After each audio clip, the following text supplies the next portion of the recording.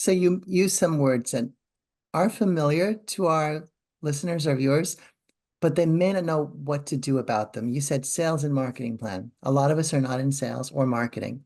So when you hear that and you contextualize it as a seeker of a job, you say, I don't know exactly where to begin with that. So what, Stacy, is the most critical piece of that early on for the executive who is in a search or planning to be in one?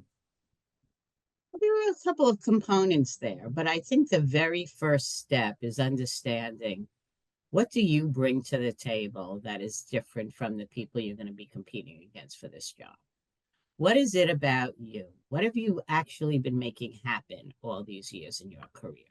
What are the commonalities of the challenges you've taken on? What problems do you solve for organizations? You've got to start there because once you understand what your differentiator is, and it's so interesting, Tony. I really chuckle all day long when I'm talking to members. Successful people have no idea why they're successful. That's really the bottom line. And the reason is most of you have been recruited to your job, you've been networked. 90% of the people I spoke with haven't had to do a job search in a very long time. So when I asked them about their unique value proposition, well, why would somebody want to hire you? What do you make happen? I typically hear crickets. So you've got to start with understanding what is your value proposition? What do you do? What is your edge? What is your story? And then from there, you could create a plan. And I call it a sales and marketing plan because interviewing are sales calls. You have to sell yourself. You have to be able to translate what you do to fit the needs of the company that you are interviewing for. And if you don't understand what you do, there's no way you could articulate that. And there's no way that you're going to have it on your collateral that's going to draw those opportunities to you.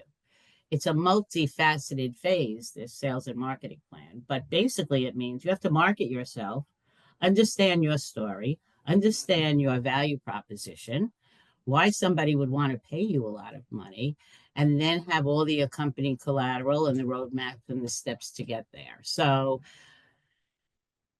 even when I talk to sales and marketing people, they probably know the least about why they're successful. I cannot tell you how many CMOs have actually said to me, Stacy, I do branding for a living. I can't do it for myself. And these are people coming out of global ad agencies. So it is a very difficult step. But once you understand that, and once you know how to articulate that, that's the first step.